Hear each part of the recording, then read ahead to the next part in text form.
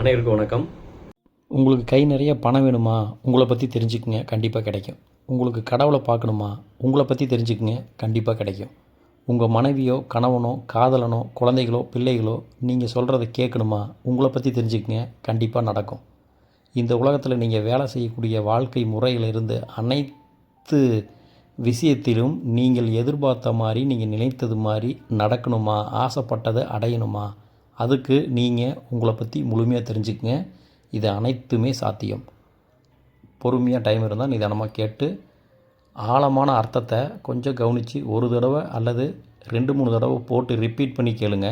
நான் என்ன பாயிண்டில் சொல்கிறேன், அது அர்த்தம் எந்த நோக்கத்தில் இருக்குது அப்படிங்கிறது கொஞ்சம் கூர்ந்து கவனித்து புரிஞ்சிக்க முயற்சி செய்யுங்க. சாதாரண மனிதர்கள் இது கேட்டால் புரியாது. ஓரளவுக்கு ஆன்மீகம்னா என்ன, ஆன்மீகவாதிகளாக எதை பற்றி உளறிட்டுருக்குறாங்க அப்படின்னு நீங்கள் கேலி கிண்டல் பண்ணிகிட்ருக்கலாம்.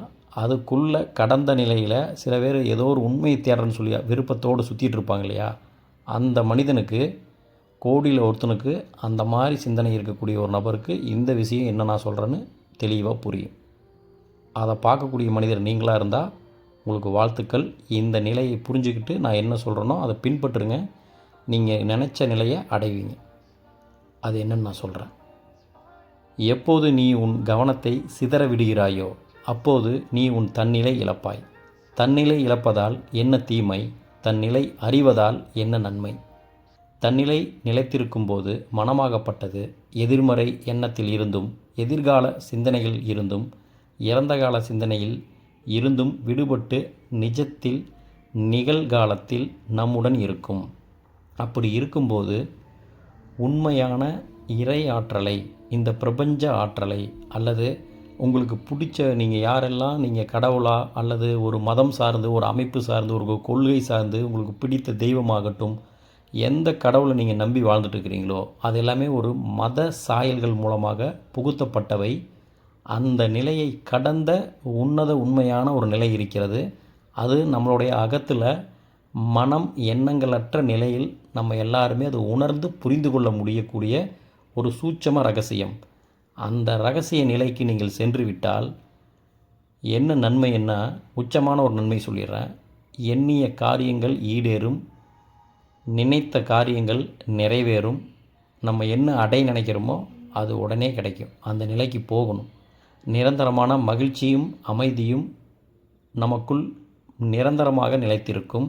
மனம் பரிபூரணத்துவத்தில் இருக்கும். இதெல்லாமே நன்மை பற்றி தெரிஞ்சுக்கிட்டீங்க. ஏன்னா நமக்கு கடவுள்னால் நம்ம வெளியில் தானே தேடிட்டு இருக்கிறோம். நமக்குள்ளே தேடுறதெல்லாம் ரொம்ப கஷ்டம் தானே.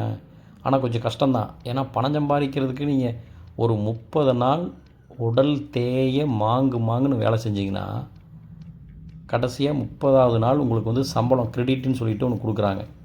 என்னப்பா நீ உழைச்சதுக்கு இந்த சம்பளமாக வச்சுக்கோ அப்படின்னு.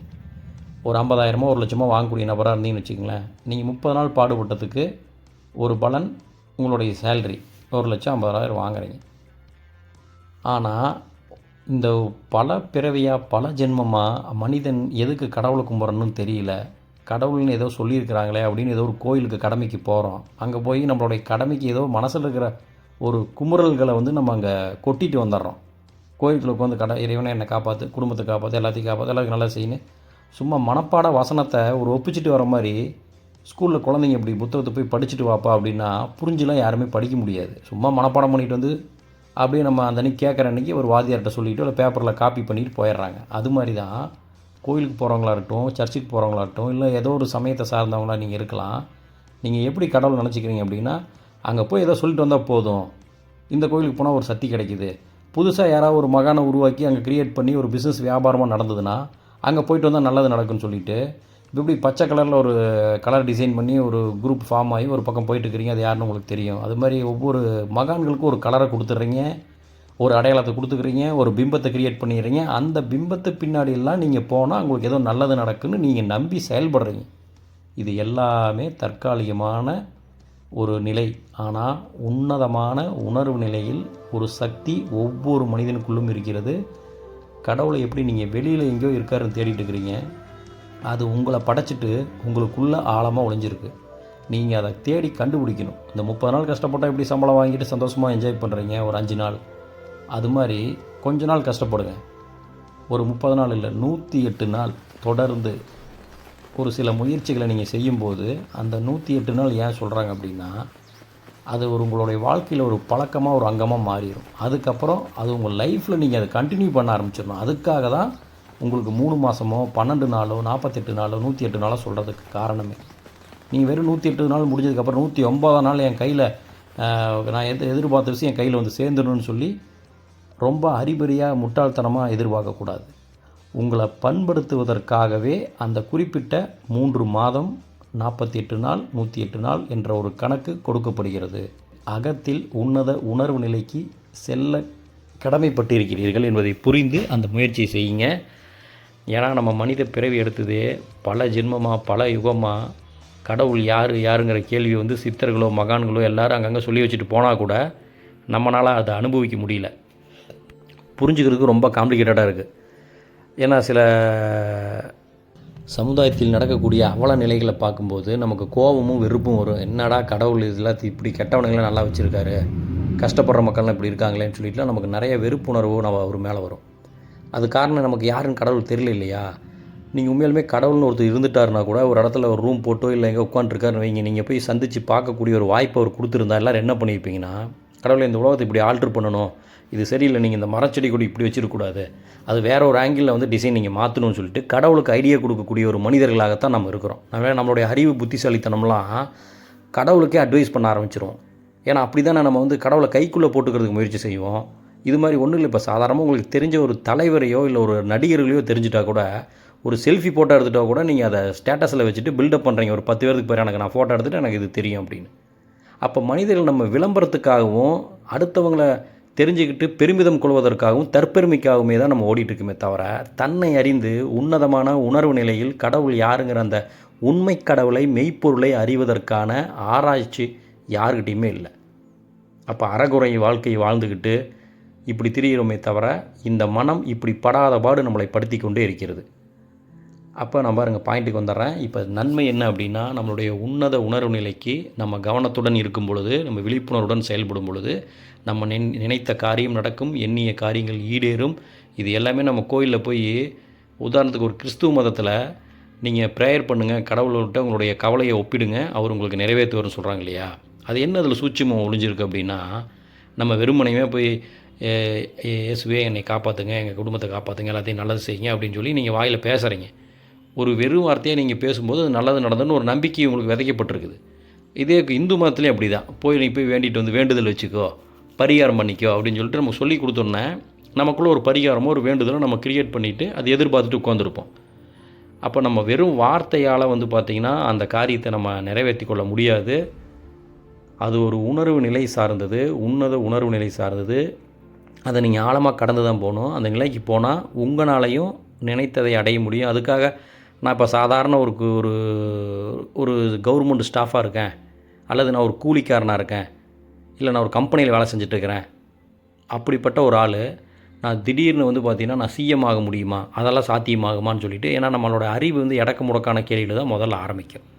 நம்ம கடவுளுக்கு விரோதமாக மாறி இருக்கோம் அப்படின்னா, நம்மளுடைய உச்சக்கட்ட 6ஆம் அறிவினால தான் நம்ம கடவுளையே புறக்கணிச்சிட்டு நம்ம வாழ்ந்துட்டுருக்குறோம். அது யாருக்குமே புரியல. நீங்கள் கடவுளை வழிபடுற மாதிரி நடிக்கிறீங்க, ஆனால் உண்மையான கடவுள் யாருன்னு தெரிஞ்சுக்கிற ஆர்வம் எவங்கிட்டையுமே கிடையாது. ஏன்னா உண்மையான கடவுள் உங்களுக்கு தேவைப்படாது. உங்களுக்கு தேவை எல்லாமே பணம், ஸ்டேட்டஸு, அந்தஸ்து, கௌரவம், மரியாதை, கெத்து, இது மட்டும்தான் உங்களுக்கு தேவைப்படுது. உண்மையான கடவுளாக இருந்துட்டு போட்டுப்பா அப்படின்னு நினைக்கிற மனநிலையில் தான் ஒவ்வொருத்தரும் வாழ்ந்துட்டுருக்கிறீங்க. பிறவி கொடுக்கப்பட்டதே உண்மையை உணர்ந்து தெளிவான வாழ்க்கையை மகிழ்ச்சியாக ஆனந்தமாக வாழ்ந்து கழித்து பரிபூரணத்துவத்தில் மனதை ஒருமுகமாக இறைவன் பக்கம் திருப்பி பரிபூர்ணமாக விடைபெறுவதாக நம்ம பிறவி எடுத்துருக்குறோம். அது பேர் தான் முத்தி மோட்சம்னு சொன்னாங்க. ஆனால் நமக்கு இங்கே கடவுள் தேவையில்லை. ஃபார்மாலிட்டிக்கு ஏதோ ஒரு கோயிலுக்கு போவேன், குலதெய்வ வழிபாடு பண்ணுவேன், கெடா வெட்டுவேன், எல்லா வேலையும் செய்வேன், கடமைக்கு ஒரு பக்கம் நான் நின்றுக்கிட்டு நானும் கடவுளை வழங்கிட்டேன்னு சொல்லிவிட்டு இதோட என் வாழ்க்கையை கழிச்சிக்குவேன் அப்படின்னு எத்தனையோ பேர் பிறந்து இறந்துட்டுருக்குறோம்.